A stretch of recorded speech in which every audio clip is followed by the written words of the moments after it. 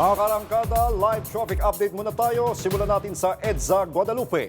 Nakikita niyo po sa website, going to Cubao, North EDSA at sa Monumento area, mabigat na po ang daloy ng trapiko sa mga oras na ito. Habang sa right side naman, ito yung papuntang Makati at Pasay area. Nag-uumpisa na rin ang build-up ng mga sasakyan. Samantala, sa Commonwealth naman, nakikita nyo po sa right side, light to moderate, gayon din sa left side, light to moderate din ang lagay ng trapiko sa mga oras na ito. Mag-ingat lamang po dahil basa at madulas ang mga kalsada sa mga oras na ito. August 28, 2025. Maulang Huwebes, mga kaarangkada. Ganap na pong bagyo ang low pressure area sa kanluran ng Subic at palalakasin nito ang habagat. Kaya ingat po tayo ha. Tutok lang sa mga balita at impormasyong hatid ng arangkada. Kasama niyo pa rin kami sa Kwento ng Bayan at Lakas ng Masa. Ako si Nina Corpus. Bawat komento, pulso ng bayan, importante yan sa amin. Bawat issue, dadaanan natin yan. Kaagapay nyo kami sa mga usaping hindi dapat palampasin. Live tayo sa DZMM Radio Patrol sa Istrenta, 92.3 FM Radio Manila at sa lahat ng FMR stations sa buong Pilipinas. Kayo din sa Signal TV Channel 31. Sa ngalan ni Jack Batallones, ako si Christian Bascones at ito ang Arangkada Balita. Lolong siklista, nabangga ng menor de edad na rider. Sa pool sa CCTV, babaeng tumatawid sa pedestrian lane, nabundol ng truck. Lalaking 4 na araw nang nawawala, isinako at inilibing na pala. Customs Chief Ariel Nepomuceno, susunod sa utos ng Pangulo pero aminadong malaking hamon ng lifestyle check sa mga tauhan ng Bureau of Customs at iba pang opisyal na sangkot sa smuggling. At ilang mambabatas, bumuelta kay Davao Acting Mayor Baste Duterte sa pahayag niyang PR stunt lang ng Pangulo ang pag-iinspeksyon sa mga flood control projects. Sa pool sa CCTV ang pagbangga ng humaharurot na motorsiklo sa isang lolong siklista sa Quezon. 2 ang sugatan habang nasawi naman ang menor de edad na rider. May umaarangkadang balita si Ryan Paraboles. Patawid sa kalsada ang lolong siklista sa Lutukan, Gisgis Road ng Barangay Bignay sa Sariaya, Quezon. Nang biglang sinalpok siya ng humaharurot na motorsiklo. Sa lakas ng impact, pareho silang tumilapon. Bumulagta ang matanda habang nagpagulong-gulong ang rider. Pati ang bisikleta ni Lolo tumilapon. Isang nakamotor ang tinamaan at sumemplang habang muntikan ang kasunod nito. To the rescue naman ang mga residente. Isinugod sa ospital ang mga biktima, 2 ang sugatan kabilang ang lolo habang nasawi naman ang nakabanggang rider na napag-alamang 15 anyos lang. Patuloy ang investigasyon sa aksidente. Ryan Paraboles, umaarangkada sa pagbabalita. Kritikal ang isang babae matapos mabundol ng truck sa Cebu City. Nabundol ang biktima habang tumatawid sa pedestrian lane. May umaarangkadang balita si FMR News Cebu correspondent Clark Pasuit. Bumaba mula sa motorcycle taxi ang babaeng ito sa intersection sa Barangay Poblacion sa Cebu City kahapon. Naglakad siya papunta sa pedestrian lane at tumawid. Pero bago pa man makarating sa gitna ng kalsada, nabangga na siya ng truck na may kabilisan ng takbo. Sa lakas ng impact, tumila po ng ilang metro ang babae. Saktong may napadaang police car sa lugar, kaya agad silang nakatawag ng rescuers. Base sa investigasyon, papasok sa trabaho ang biktimang si Joselit Bailon nang mabundol. Ayon sa barangay, accident-prone ang lugar. Hindi rin daw nagminor ang truck driver kahit may pedestrian crossing at intersection doon. Yung driver ng van, hindi niya nakita. Observe namin na maraming mga zebra lines, pedestrian. Siguro, mayroon silang mga study, maglagay ng mga traffic lights para mag-stop talaga. Walang dadaan. Kasi highway ito eh. Patuloy pang inoobserbahan ng biktima na nasa kritikal na kondisyon. Nakulong na ang truck driver na mahaharap sa reckless imprudence resulting in physical injuries. Clark Pasuit, umaarangkada sa pagbabalita. Pumanaw na ang isa sa mga estudyanteng nabagsakan ng tipak ng semento mula sa isang condominium sa Quezon City. Kinumpirma yan sa isang Facebook post ng mismong ama ng batang si Carl Jaden Baldonado. Ayon sa ama, naging masakit ang pangyayari pero nagpapasalamat siya sa Diyos na nabigyan ng pagkakataong makapagpaalam sa anak.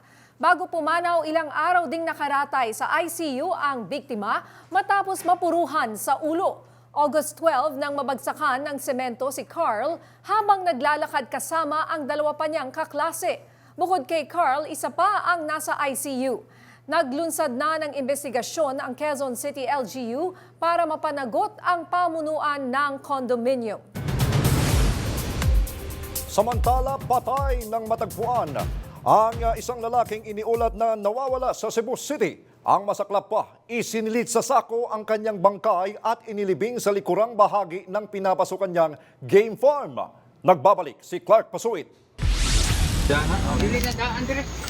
4 na araw matapos ideklarang missing, malamig na nabangkay ng matagpuan si alias Giovanni kahapon sa Pungol, Sibugay, isang mountain barangay sa Cebu City. Ayon sa mga residente, kilala ang biktima na caretaker sa isang game farm o lugar kung saan inaalagaan ang mga panabong na manok. Nakita ang kanyang katawan na isinilid sa sako at inilibing sa likuran ng game farm. Nadiskubre ang katawan dahil sa masangsang na amoy sa naturang lugar. Hindi kasi malalim ang pagkakalibing sa bangkay ng biktima. Isinailalim na sa autopsy ang labi ng biktima para matukoy ang dahilan ng kanyang pagkakamatay. Samantala, nasa kustudiya na ng mga pulis ang 4 na persons of interest sa krimen habang tinutugis pa ang isa. Sa inisyal na investigasyon ng mga otoridad, sinasabing away sa trabaho ang posibleng motibo sa krimen. Clark Pasuit, umaarangkada sa pagbabalita. Arestado ang 3 lalaki dahil sa umano'y pagdukot sa 2 Koreano sa Clark Freeport Zone, Mabalacat City. Yan ang umaarangkada ang balita ni FMR News Central Luzon correspondent Gracie Rutao. Sa kulungan ng bagsak ng 3 suspect na sangkot umano sa pagdukot sa 2 Korean sa isang convenience store sa Clark, Pampanga nitong Linggo, Agosto 24. Sa tip mula sa CDC Police, agad nakaresponde ang Mabalacat City Police at naabutan ng sasakyan ng mga suspect. Nag-follow up kami doon sa loob ng Clark. So during the follow up, naispatan namin yung sasakyan nga nila, yung Ford. Yun ang naging daan, na-aresto namin sila doon. Yung 3 suspect. Na-recover mula sa mga suspect ang 3 baril, 44 na bala, ilang ID at isang Ford Territory. Kasabay ng pagkakaaresto sa mga suspect ang pagdating ng 2 Koreanong biktima sa himpilan ng pulisya matapos silang makatakas sa lugar kung saan sila dinala. Dito, positibo nilang kinilala ang mga suspect. Yung mga victim, nung inabduct sila, dinala sila doon sa isang establishment dito rin sa loob ng Clark. Doon nilagay sila doon sa 2nd floor. Then allegedly, pinagsisipa sila at pinagsusuntok at nagdidemand nila ng cash. Nung walang maibigay, inabandon nila yung mga Koreano doon sa nasabing establishment. Tiniyak ni Mabalacat City Mayor Jel Daquino ang kaligtasan ng mga dayuhan at sinigurong papanagutin ang mga responsable sa insidente. Inihahanda na ang kasong isasampalaban sa mga suspect. Isa sa ilalim din sa ballistic examination ang mga nakuhang baril upang matukoy kung sangkot ang mga ito sa iba pang krimen. Gracie Rutao, umaarangkada sa pagbabalita. Sa Bahay Pag-asa ang bagsak ng isang 15 anyos na estudyante sa Iligan City matapos mahulihan ng marijuana. Aminado ang estudyante na umu-order siya ng marijuana online. Yan ang umaarangkadang balita ni FMR News Iligan correspondent Jam Nueva. Pasado 2:00 ng hapon, Agosto 26, nang sitahin ng gwardiya ng Iligan City National High School ang isang 15 anyos na estudyante. Na-recover mula sa kanya ang isang itim na coin purse na naglalaman ng isang pakete ng hinihinalang marijuana at isang disposable lighter. Pinabulaanan ng estudyante na nagbibenta o gumagamit siya ng droga sa loob ng paaralan. Ngunit inamin niyang ilang beses na siyang gumagamit at bumibili ng marijuana gamit ang Facebook. Dagdag pa niya, madalas siyang tumatambay sa Barangay Mayahay kung saan niya ito ginagamit matapos ang klase. Sabi niya, yung marijuana daw niya, after daw na matapos yung klase nila, ay ginagamit niya yun doon dyan sa may riprap ng barangay Mahayahay. Sa tala ng pulisya, ito na ang ikatlong pagkakataon na may nahuli sa loob ng parehong paaralan, kaya mas hinigpitan na ang frisking sa mga estudyante. Ayon sa Philippine National Police, kakasuhan ang minor de edad sa ilalim ng Section 11 ng RA 9165. It will be, of course, yung sinabi ko na ma-charge siya ng RA Section 11 of RA 9165, but again, he is a first-time offender, no, na minor. Definitely, the court will probably will send him to again sa Bahay Pag-asa natin or sa Dangpanan for intervention program. Ang minor de edad ay dinala na sa Bahay Pag-asa habang inihahanda ang kaukulang kaso laban sa kanya. Jam Nueva, umaarangkada sa pagbabalita. Nakipaghabulan sa enforcer ang isang rider na sinita dahil walang helmet sa Tondo, Maynila. Nagkanda sugat-sugat pa ang rider kakatakbo pero nahuli rin naman.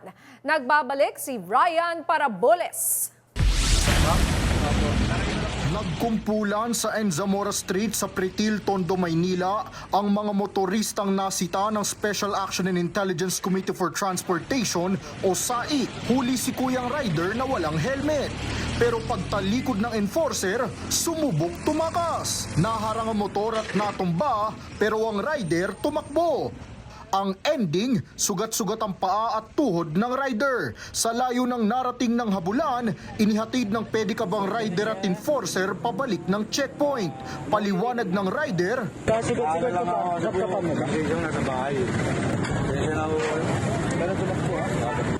bukod sa walang helmet, wala ring mapakitang lisensya ang rider at nakatago pa ang plaka. Inimpound din ang kanyang motor. Kabilang siya sa 15 rider at 8 jeepney driver na tinikitan. Ryan Paraboles, umaarangkada sa pagbabalita. Samantala, sinuspindi ng National Police Commission si dating CIDG Chief Brigadier General Romeo Macapaz dahil umano ito sa pangingialam sa mga kaso ng nawawalang sabungero. Narito ang aking report. 90-day suspension ang ipinataw ng National Police Commission kay dating Criminal Investigation and Detection Group Chief Brigadier General Romeo Macapaz na ngayon direktor na ng Police Regional Office 12. Ito'y matapos siyang kasuhan ng magkapatid na Ella Kim Patidongan at whistleblower na si Julie Dondon Patidongan na ginagamit ang posisyon para maimpluwensyahan ang investigasyon sa kaso ng mga nawawalang sabungero. Iginiit ng mga Patidongan na hineras, tinakot at pinilit silang iatras ang pagsasampa ng kaso. Sa pagdating ni Ella Kim sa bansa, kinuha di umano ng mga miyembro ng CIDG ang kanyang cellphone at binura ang laman nitong text messages. Responded, altered the messages contained in the cell phones by deleting some of the messages. He even allegedly concealed the SD cards of the cell phones despite knowing that these are material evidence in the missing Sabongeros case. Sa resolusyon na binasa ni NAPOLCOM Vice Chairperson at Executive Officer Commissioner Rafael Vicente Calinisan, grave misconduct at conduct unbecoming of a police officer ang dahilan ng pagsuspende kay Macapaz. Wherefore, premises considered, the motion for preventive suspension filed by complainant Ella Kim T. Patidongan is hereby granted, and thus, Police Brigadier General Romeo G. Macapaz is hereby placed under preventive suspension for a period not exceeding 90 days, effective immediately upon receipt of this resolution. Una na rin sinabi ni Calinisan na pinaghahanap na ng NAPOLCOM ang 4 na iba pang mga pulis kasama ang isang general na inaakusa rin ng mga testigo sa kaso. Ayon naman sa tagapagsalita ng PRO 12, on leave ngayon si Macapaz.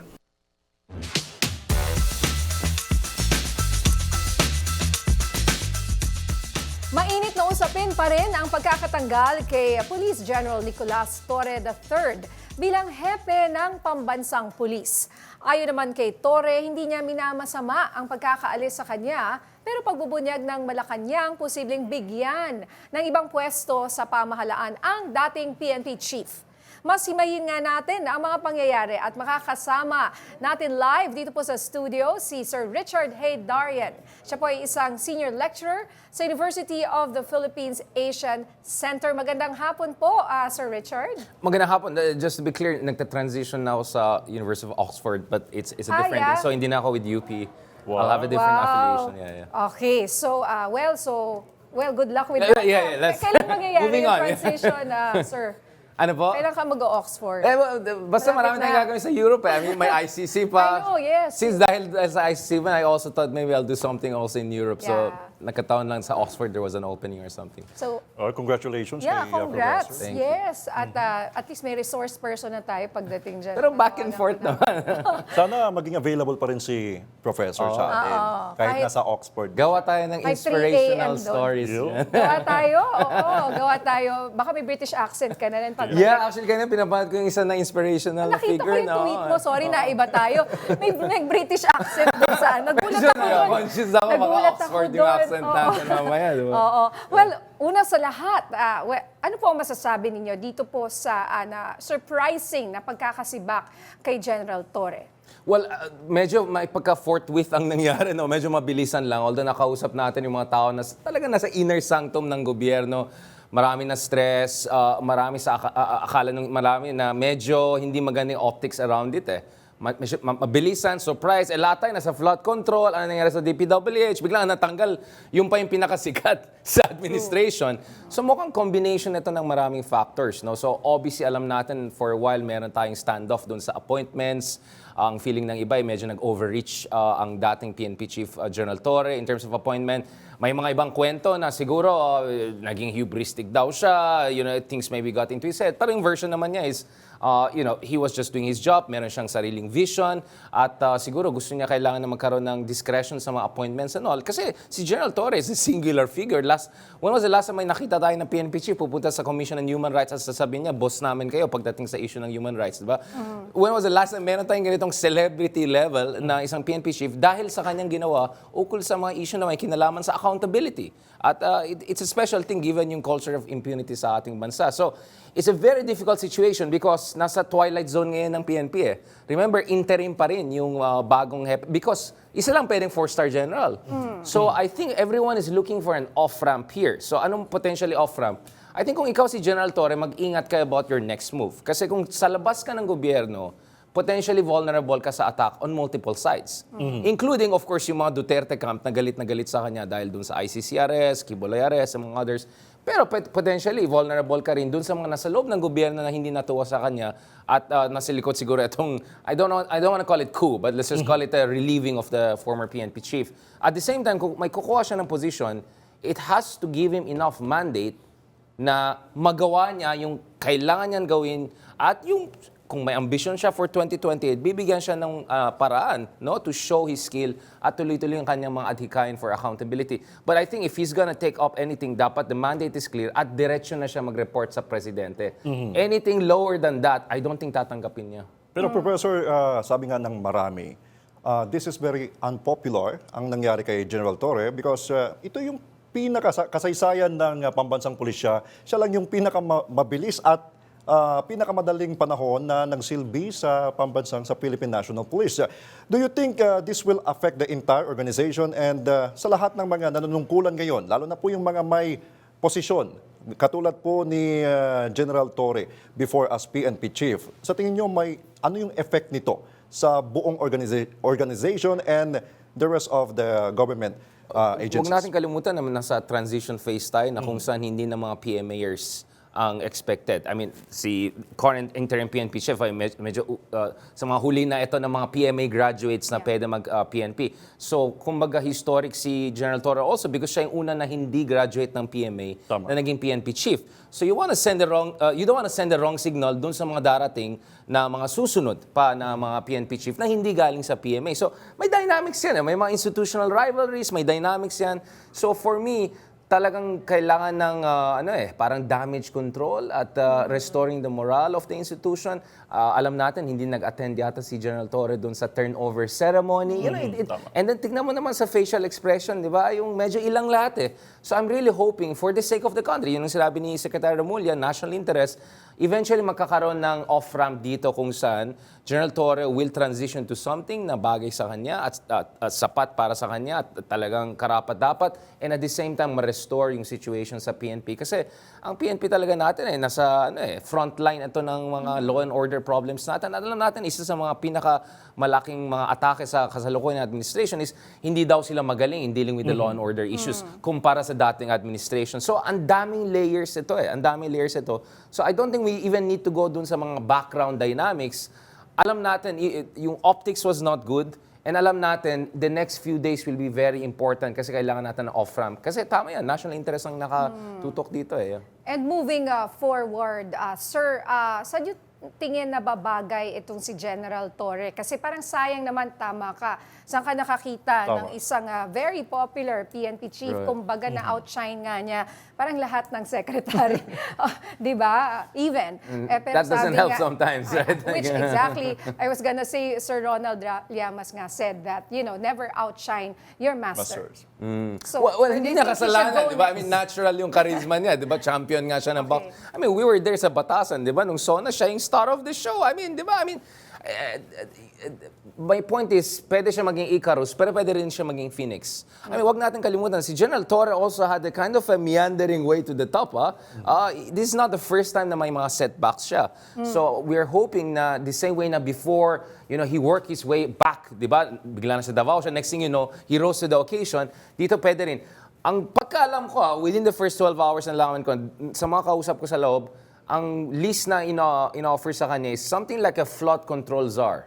Kung saan pwede niya titignan yung mga contractors, mga corrupt na tao. So medyo malapit sa expertise niya, kumbaga. Kasi I think DPWH mismo, baka medyo kailangan ng engineer ka, di ba? Or DILG is not open last time I checked. So it looks like a special office na secretary level na may kinalaman sa accountability na high profile, yun ang pwede offer sa kanya. But the devil is in the details talaga. And maybe as we speak, it's still being negotiated. Pero sa pagkaalam din natin si General Torre, he's trying to keep his moral high. Pero nasaktan din siya, kitang-kita mo naman. Hindi naman niya tinatago yan. Pero unlike sa mga ibang officials ng government, especially po sa mga high-ranking officials, si General Torre, kapag ito ay isang good transition, pwede naman siyang, di ba, mag-file ka or mag-submit ng resignation mo, courtesy resignation, dinaan pa po dito sa isang biglaang pagtanggal. No? What do you think, sir, Professor? No? Do you think this is a good or right move for the President, or sa tingin nyo anong magiging kalalabasan nito? Well, as I said, mukhang the fact na sinabi ni General Torre, I'm still a 4-star general, right? That tells you na hindi pa rin smooth yung situation, di ba? So talaga kailangan mahanapin ng off-ramp. So they have to offer him something. Because the last thing itong administration na pwede nilang gawin, who are already under attack by the Duterte side, who are already under attack dito sa mga flood control issue, is to alienate at gawin opposition. Di ba? Remember, sinong kausap niya kahapon? Si Congresswoman Leila de Lima, na isang independent, progressive figure. Last thing the BBM admin wants is him being on the other side ng isa pang... Kasi ang daming opposition ngayon. May Duterte opposition, may liberal opposition. I just don't think President BBM can afford that, to be honest. So they have to offer him something na talaga worth it at karapat-dapat sa kanya. And then General Torre should be smart. Politics is politics. You never know. Baka bukas wala ka na namang position. So in the meantime, tama rin ang gagawin niya, he-build up niya yung sarili niya, yung because if ever gusto niya maging senador, hindi siya yung dalawang ex-PNP chief na senador ngayon Tama. And sa totoo lang, siyang pinakasikat sa tatlong yan. I think last time I checked, di ba? So my point is, he has to have eye on 2028, pero in the meantime, he also has to make a good move and negotiate for a position na karapat-dapat sa kanya. Kasi otherwise, lose-lose yan Lose sa kanya kasi maging vulnerable siya kung sa labas na siya. Lose-lose din sa administration dahil you're gonna make an enemy out of your most popular ex-member or ally. I don't think so. Kaya tama yung sinabi ni Secretary Remulla na the President is very fond of him. Let's just see yung fondness na yan, whether it translates into something na worthy for a 4-star general like General Torre. So you think they're going to create like a new thing just for General Torre to accommodate him. And may kinalaman sa pinakamalaking issue ngayon siguro, Yeah. yung mga flood control, corruption. So it has to be a special czar. I mean, we already have, for instance, Frederick Go, right? Naging czar siya ng parang yung economic czar natin, di ba? I mean, we have precedents for secretary-level positions na kakaiba na parang inter-agency ang pwede nilang gawin. So parang super secretary. Something like that. Baka lalo siya magkaroon ng maraming kaaway dyan. Hindi, kaya nga Kumbaga, directly diba? report dapat siya kay BBM. Because I think the president really doesn't have too much issue with him. Kasi sa dami niyang mga na-alienate sa loob, I think the president had to calculate, saan ako, diba, tataya? I cannot stand with one person against all these other allies, important people I have. President BBM also has to protect himself kasi delikado yung ginagawa niya ngayon. Ang daming natatamaan. Baka may mga aliado rin niya matatamaan. So it's, again, to be sympathetic to the president, he's gonna also do an impossible balancing act. Balikan natin, Professor, yung sinabi nyo kanina. I want to clarify your point. Doon po sa sinabi ninyo na this time, dahil po sa shocking decision ng Chief Executive, kailangan na ba niyang dahan-dahaning umalis within the umbrella of the President? Well, dito, I think it's not only a question of yung speed It's also the optics and PR. Kung titignan mo yung letter galing kay Executive Secretary Bersamin, what was that? Kung titignan mo yung press conference ni Secretary Remulla, what was that? So ibig sabihin, internally, hindi pa sila clear in terms of their positioning. Sinabak ba siya dahil may ginawa siyang mali? Kung wala naman siyang ginawa mali, bakit mo siya sinabak? Di ba? Medyo impossible. So for me, the only solution is, bigyan siya ng magandang position and then retroactively, parang promotion ng labas or basically transition ng labas. So what happens next could fix yung mess na ngayon. Because now we're in a mess. Bakit mo tinanggal kung walang ginawang mali? Kung may ginawang mali, ano bang ginawa niyang mali, di ba? Kaya nga nasa area tayo ngayon, twilight zone. And you don't want to be in this position, especially if you're BBM, in the middle of this ongoing tussle with the Dutertes and also itong flood control issue na pwedeng sumabog, di ba? Kahit in many directions, yeah. Oh, did you hear about the other reason pa na bukod dun sa hindi raw niya sinunod yung kumbaga NAPOLCOM, for example, yung order ng NAPOLCOM dun sa reshuffle, yung isang arms deal daw na may kumakalat din ngayon, na hindi raw niya pinirmahan worth billions, no? So, narinig mo na yon at ano sasabi mo I doon? think, yun nga, obviously, combination yan ng maraming factors. At hindi ito nangyari overnight, although ang dating is parang overnight. There are many factors, some of them confidentially shared with me. Na hindi pwedeng sabihin. Siguro si Ronald Llamas ang tanong niya dun sa mga iba, ayoko mag-itchasera. But one of them is mukhang, kaya sabi ko, may sarili siyang vision Mukhang ang isa pang narinig natin dito is si General Torre, gusto niya i-focus yung reform ng Philippine National Police, restoring reputation niya.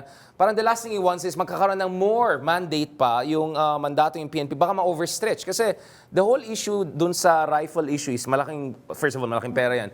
Is that yung AFP natin, as it transitions to external security, basically outsource mo sa Philippine National Police yung mga high security issues, maybe potentially in certain parts of the...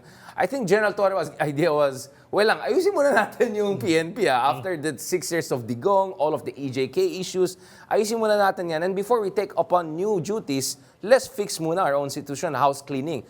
But I think that was seen as defiance. So pag sinama mo yung issue ng NAPOLCOM appointments, pag sinama mo yung, let's be honest, he's outshining everyone. I don't know behind the scenes ano yung pakikitungo niya sa iba. I mean, we know that there were times na may mga parang nangaasaran pa silang iba. I think it was really nag-perfect storm siya Nagsama-sama lahat na yan. So I don't think it's one issue. It's many issues. And that's why I also understand President BBM's decision in a sense that his hands were forced. Yan ang sinabi sa akin ng medyo nasa inner sanctum ng mga tao. But his hands were forced on this. But this should not be the end of the story kasi pwedeng lumala ito Kung si Torre maging leader of opposition or maging kalaban, you don't want that. You really don't want that. Ginagamit na nga ngayon. Ang dami-dami nang lumalabas sa social media. But in general, what do you think of the, I don't know, ang daming controversies in this administration, ang daming pagpapalit, PCO, for example, DOT, all these things going on, paiba-iba ng mga secretaries, mga heads ng agencies, what's going on? No. Simple lang naman BBM came in as unit team. So, meron na silang idea ng power sharing with mga Dutertes, which obviously the Dutertes did not agree to their side.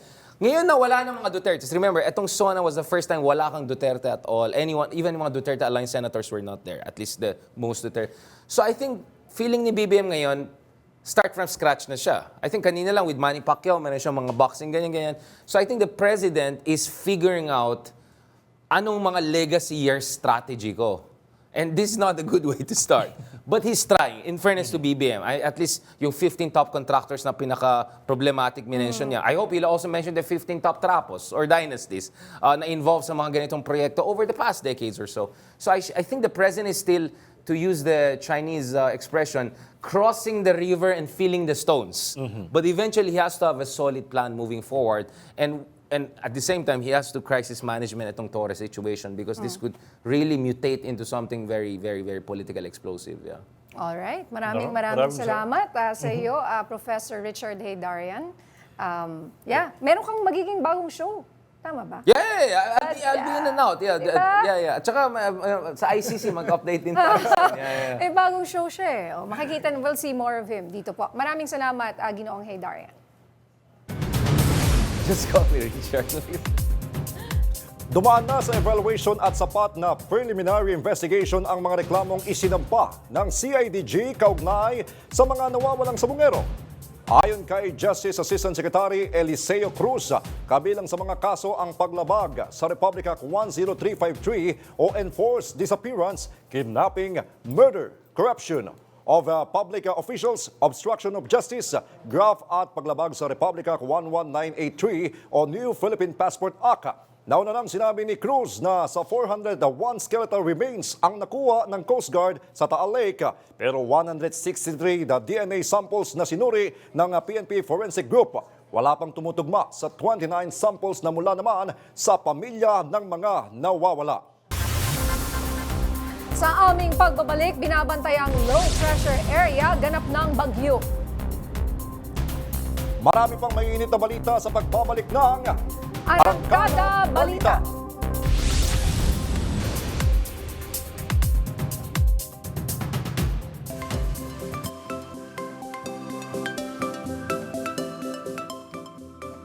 Samantala, naging ganap ng bagyo ang binabantayang low pressure area ng Pag-asa sa kanluran ng Subic Bay. Ayon sa Pag-asa, tatawagin itong bagyong Jacinto. Inaasahang palalakasin nito ang southwest monsoon o habagat. Sa pagdaya ng Pag-asa, magiging maulan sa Batanes, Babuyan Islands, Ilocos Region, Cordillera Administrative Region, Zambales, Bataan, Mimaropa, Western Visayas, Negros Island, Central Visayas, Dinagat Islands at sa Camiguin hanggang bukas. Sa weekend naman, magpapatuloy ang pagulan sa Batanes, Babuyan Islands, Pangasinan, Zambales, Lubang Island, Romblon at sa Palawan. Ang direksyon nito ay northwestward at inaasahang lalabas din ng Philippine Area of Responsibility ngayong gabi. Bukod sa illegal na demolition na diskubre ng lokal na pamahalaan ng Maynila na kasama rin ang GLC Construction and Supply sa mga inirereklamong contractor ng flood control projects sa bansa. Yan ang umaarangkadang balita ni PRTV News correspondent Mari Ocampo. Sa tulong ng sumbong sa Pangulo.ph, napag-alaman ni Manila City Mayor Francisco Isko Domagoso na ang kinasuhang GLC Construction and Supply ay kabilang din sa mga inirereklamong kontraktor ng flood control project sa Maynila. Sa kanyang press conference, isiniwalat ng alkalde ang listahan ng mga flood control projects na ipinatayo ng walang permit sa lungsod mula 2022 hanggang 2025. Batay sa datos, umabot ito ng mahigit 14 billion pesos. Amounting to more or less 14 billion. Yes, we are investigating them. And they are also being investigated by the Office of the President. Bukod sa unang listahan, isiniwalat din ni Domagoso ang panibagong tala ng mga zero permits ongoing flood control projects na nasa higit 100 na nga. Bumaha ng pondo sa flood control sa Maynila, and yet the people of Manila and those people studying, working, doing business, going in and out of Manila continue to suffer with the flooding. ibinahagi ng alkalde ang kanyang pagkadismaya sa dami na lang ng mga nakalulusot na proyekto na wala namang kaukulang permiso mula sa city building official at pamunuan ng Maynila. Ang masakit yung pagka-ordinaryong tao, hirap na hirap kumuha ng permit sa Maynila o sa local government. Pero pagka malalaking kumpanya, parang binabaliwala nila ang pamalang. We are investigating. Nanindigan naman si Dumagoso na magtitiwala ito sa sariling investigasyon ni Pangulong Bongbong Marcos pagdating sa mga maanomalyang flood control projects. Para kasi sa alkalde, sapat ang resources ng Pangulo upang malaman kung sino nga ba ang mga tunay na sangkot at dapat managot dito. Mari Ocampo, Maarangkada sa Pagbabalita. Handa ang Commission on Human Rights na makipagtulungan sa investigasyon ng International Criminal Court kaugnay sa kaso ni dating Pangulong Rodrigo Duterte. Sinabi ni CHR Chairperson Richard Palpalatok na kasama sa mandato nila ito pero nakadepende sa uri ng request at kooperasyong hihingin sa kanila. Nagsagawa ng investigasyon ang CHR kaugnay ng kampanya kontra droga ng Administrasyong Duterte para makapagbigay ng mga rekomendasyon kung sino ang dapat managot. Ayon kay Palpalatok, plano nilang maglabas ng paunang ulat tungkol sa 400 kaso sa November pero nakadepende ito sa availability ng mga ebidensya.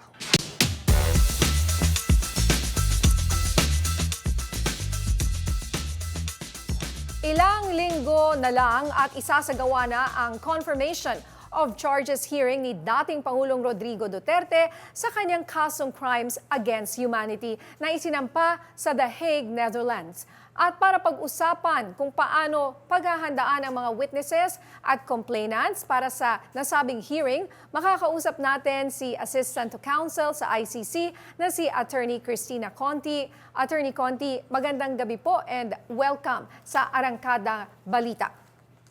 Magandang gabi. Okay, Attorney, una po sa lahat, may update na po ba tayo tungkol dito sa request nila na interim release? I understand nag-request po uli sila after they asked for a suspension. Tama po? Oo, wala pa ulit. Ang naunang request nila kasi ay parang binabawi nila. Sabi nila, pinapasuspend nila. Ang pagpapasya tungkol dito, pinayagan yung suspension ng desisyon. Ngayon, last week, biglang renewed ang kanilang request. Wala pang balita ulit kung paano, pero ang lalabas niyan, dahil may nauna ng request, kumpleto na ang comment or submission, mga observations patungkol dito. Nakapag-komento na ang prosecution, ang victims, at importantly, yung mga estado di umano na involved. Okay. Attorney Cristina, si Christian Bascones po ito. Ilang witnesses po ba o complainants at witnesses at complainants ang nakahanda na po ba sila, Attorney Cristina?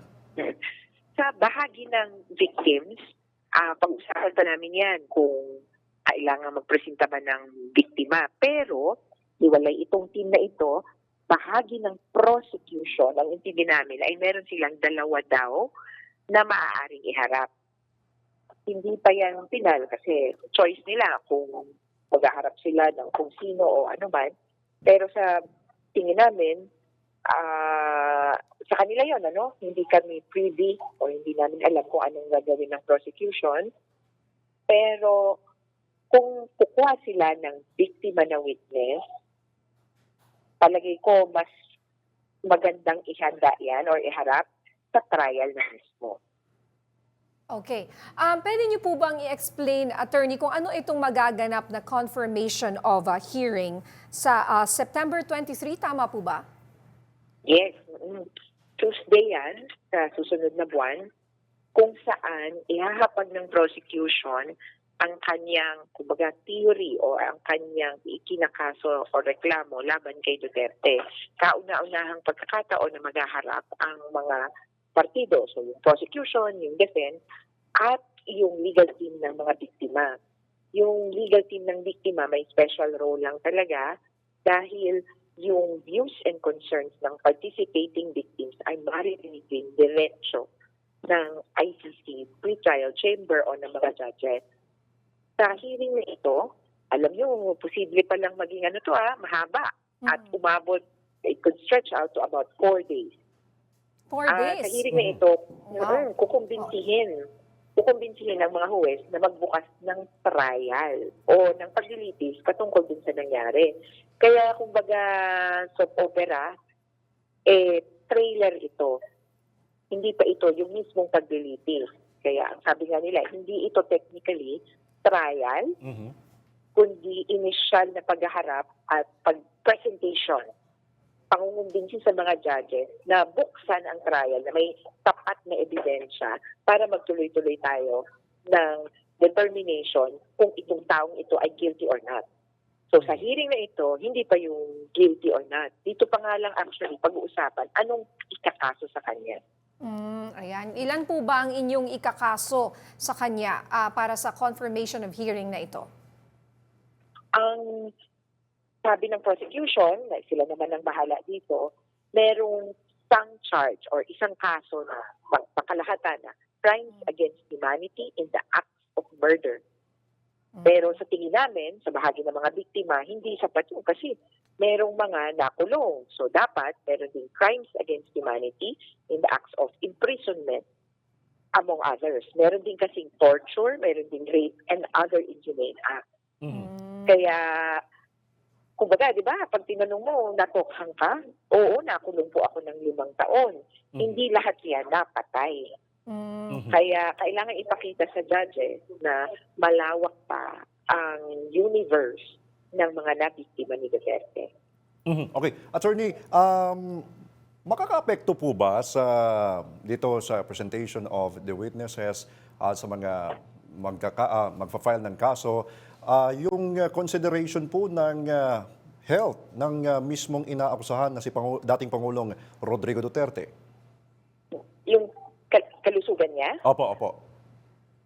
Alam niyo, hindi in a sense, dahil yung health na yan, maaari siyang manghingi ng accommodation tungkol sa health niya. Kung kailangan niyang magpa-hospital, panaka-naka, kung ayaw niyang sumibot ng hearing, yan yung pwedeng pumasok sa sinasabi nilang interim release. Pero para hindi magtuloy ang trial, hindi naman yata fair yun na porket may sakit siya, ay hindi na siya haharap sa paglilitis. Ang importante dito ay alam naman niya kung anong mga nangyayari, naintindihan niya kung anong mangyayari. At kung gusto niyang umattend o hindi, there could be options for him. At pwede naman siya magpa-amot kung walang trial. Kasi ang hearing nga, nakaschedule lang ng September 23 to 26. Pwede siya magpa-hospital ng 27. Kaya hiwalay ang issue kumbaga ng interim release kung saan magiging factor ang kanyang health doon sa hearing. Kailangan magtuloy ng hearing. Whether or not may sakit siya. Opo. And whether or not he shows up, pwede po ba yun? Let's say, for some reason or another, siya ay nag-grant ng interim release. Oo. Pwedeng nasa labas siya ng kulungan sa panahon ng confirmation of charges hearing. E di kailangan lang siyang iharap. At isa yan sa mga magiging condition dun sa bansa na kakanlong sa kanya. Ang sasabihin ng judges ay, sa September 23 to 26, kung palalayain namin yan, ay iharap mo sa amin yan at kumbaga, ready siya for trial. Okay. Go ahead, Christian. Alright. Attorney, lately, yung kanyang legal counsel, si Attorney Kaufman, ay gustong magkaroon ng pag-uusap. Ang kabilang na po yung pamahalaan mismo ng ating bansa. Sa tingin niyo po, makaka-apekto po ito dito po sa pagdinig at sa mismong itong hinihingi nilang interim release, Attorney? Posible. Siyempre, in the realm of possibilities, it's possible that they could meet with the Philippine government. Pero would the Philippine government be amenable to it? Ibang usapin pa yan kung haharapin sila. Ang usapin lang naman talaga ng interim release ay kailangan siguraduhin ng gobyerno na ihaharap nila sa hearing ni Duterte kung i-request at kung mas-schedule ito. kung kaya yung panindigan ng Pilipinas, kahit hindi siya miyembro ng ICC, pwedeng pumayag yung ICC. Kaya lang, syempre, malaking factor yon. Paano kung habang naka-custody sa'yo, tumakas? Paano pananagutin ng ICC? Hindi lang yung suspect, kundi pati yung bansa, na host. Kaya sasabihin nila. Alright. Okay, nawala sa linya si Attorney Cristina Conti, pero marami na po siyang mga nasagot, ano? Okay, maraming salamat, no, Attorney Cristina Conti. Hanggang sa muli. Ipinasusupina ng isang senador ang mga opisyal ng Defense Department matapos isnabin ang pagdinig ng Senado ukol sa One China Policy. Yan ang umarangkadang balita ni PRTV News Correspondent Zandro Ochona. The problem now is, paano naman tayo? Nanindigan si Senador Erwin Tulfo, Vice Chairman ng Senate Committee on Foreign Affairs, na hindi dapat inisnab ng mga kinatawan ng Department of National Defense ang pagdinig ng Senado kaugnay sa One China policy ng bansa. Tila kasi one-sided ang pagpapatupad nito, gayong hindi naman nirerespeto ng China ang ating soberanya. Tinatrato na parang langgam at kayang-kayang apak-apakan lang po tayo. There is no more respect, ika nga. While we respect what they want, while we don't want to interfere in their affairs between China and Taiwan, but what about our position? As neighbors, na they can just trample, they can just come into our territory and interfere with our affairs. Bagaman ganito ang obserbasyon ng senador, nanindigan naman ang kalihim ng DFA na ginagawa nila ang dapat nilang gawin. Pero sorry to interrupt, Secretary Lazaro, pero yung ating mga note verbal at yung sangkatutak na protesta, umabot na yata ng 300 mahigit. Ilan na ba? Ano ba ang running count natin? Napakarami. Wala na ma-epekto. Yeah. Parang nakakahiya, dinedetma. Ang problema, Madam Chair, is that it's also important na yung mga protests na yon form part of the documentation in case whatever happens. And this was what was used during the arbitral proceedings at The Hague. Yun nga lang, naaalarma na rin si Senador Tulfo dahil sa tila paglala ng pagpasok ng China sa ating teritoryo. It is the People's Liberation Army Navy na po ang nagbabantay. And then meron po sila mga rubber boats na meron pong mounted machine guns. It is hindi na po Coast Guard. It is already Chinese Navy watching. Dito na nairita ang senador at hiniling sa pinuno ng komite na ipasabina na ang DND. We deserve to know how can we proceed. The secretary is having a hard time trying to answer these questions when it is not in her territory. It's only the Defense Department and the Armed Forces of the Philippines can answer all these questions, Madam Chair, na ito bang EDCA buhay na? May mga tao na ba dyan? Bakit hindi pa nakatulong sa relief, humanitarian efforts? Inaprubahan ng komite ang mosyon ni Tulfo at pirma na lang ng Senate President ang kailangan para maihain ito. Zandro Ochona, umaarangkada sa pagbabalita. Sugatan ang ilang pulis matapos magka-tensyon sa demolisyon ng kabahayan sa Tondo, Maynila. May umaarangkadang balita si PRTV News Correspondent Angela Babad.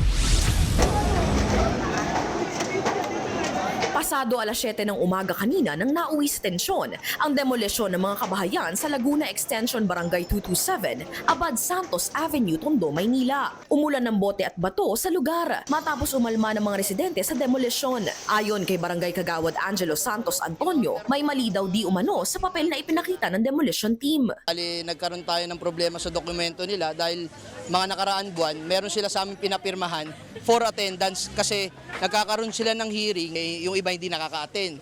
So yung pinapirma nila with name tsaka signature, ginamit nila ngayon yun para magkaroon ng power na matuloy itong demolition. Nagtaka kami, 3 days may mga umiikot-ikot na pero wala sa amin nagsabi na, halimbawa, Kagawad, Chairman, ito, ganito. Hindi sila bumaba sa barangay. Pero ayon sa demolition team, halos 1 taon na ang final notice of demolition. Nangako po sila na aalis sila. bibigyan sila ng 50,000, voluntary, aalis sila. Ngayon po, hindi naman po sila nag-comply. Iniimbestigahan naman ng kapulisan ang 3 naitalang nasaktan sa insidente, kabilang na ang 2 pulis na tinamaan ng bote at isang miyembro ng demolition team na nalaglag matapos itulak ng isang tatay. Ayon sa kanyang anak, yung tatay ko pagkabukas niya yata ng bintana, nakikiusap siya na itigil na, kami na lang po yung magbabaklas, maibaba lang po lahat ng gamit namin. Ayun po, nasa ambulansya po, inatake na po. Kakastroke lang po ng tatay ko eh. Ayon sa mga residente, dito muna sila pansamantala sa mga kubol na ito mananatili. At bagamat tanggap na nila ang nangyaring demolisyon, hiling nila ay kaunting tulong para makapagsimula muli. Angela Babad, umaarangkada sa pagbabalita.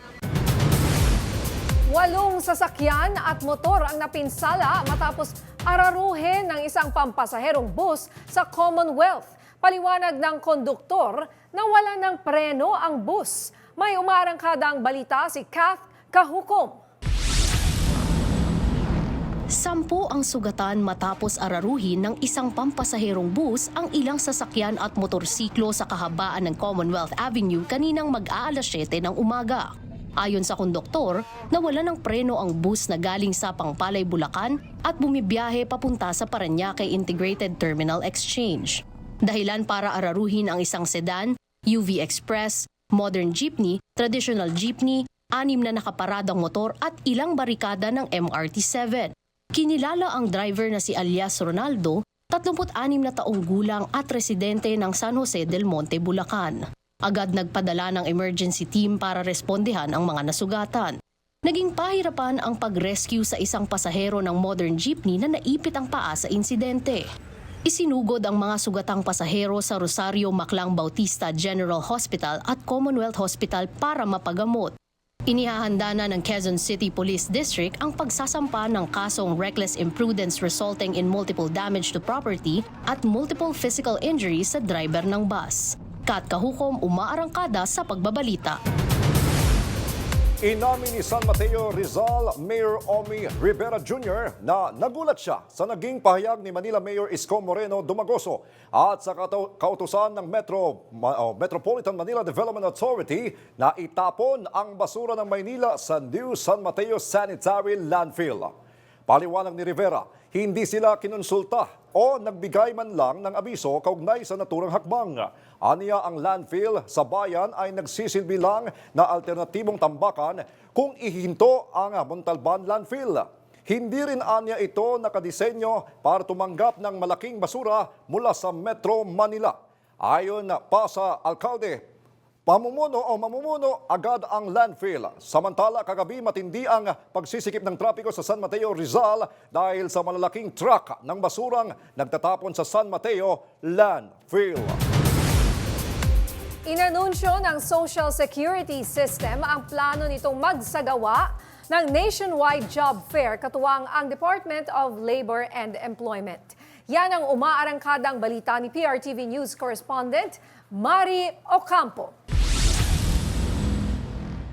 Kasabay ng pagdiriwang ng ika-68 anibersaryo ng Social Security System, masayang ibinahagi ni SSS President Robert Joseph Montes Declaro ang plano nilang magsagawa ng malawakang job fair sa tulong ng Department of Labor and Employment. Ayon kay Declaro, layo nito na mapunan ang nasa higit 1,000 job vacancies sa kanilang ahensya nationwide. May hangganan din ho yung efficiency. Nakasagad na ho yung mga tao namin. So we need to add more people to improve our service po.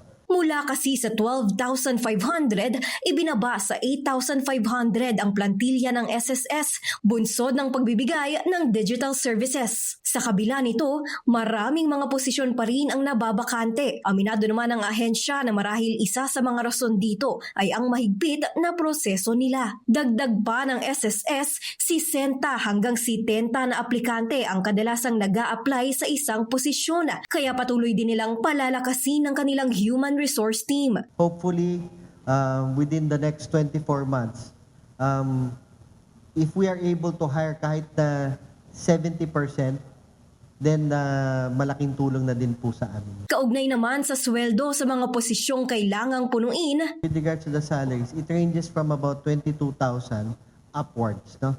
Now, with regards to yung job grade, hindi ho namin ibangga kasi alam ko sa national government hanggang 33 yata ang salary grade. Sa GOCC po hanggang 20 lang. Ayon naman sa DOLE, handa ang kanilang ahensya na isakatuparan ang planong ito ng SSS at tumulong sa pagbibigay ng job opportunities sa mga Pilipino. Wala pang pinal na araw kung kailan isasagawa ang naturang job fair. Mari Ocampo, umaarangkada sa pagbabalita.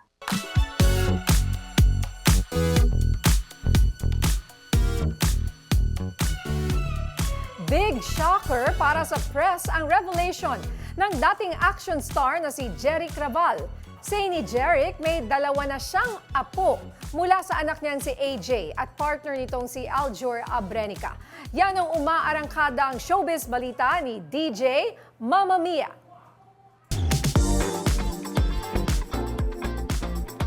May dalawang anak na raw?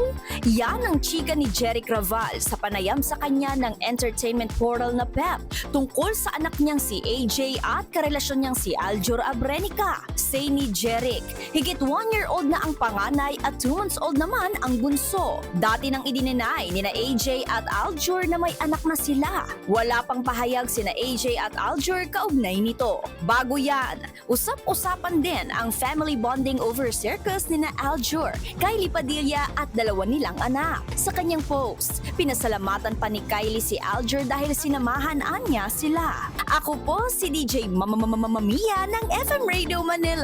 Umaarangkada sa Showbiz Balita! At yan ang mga balitang umarangkada ngayong araw. Ako si Nina Corpus. At sa ngalan po ni Jack Batallones, ako si Christian Bascones. Para hindi mahuli sa usapan, kapit lang hanggang sa susunod na Arangkada Balita.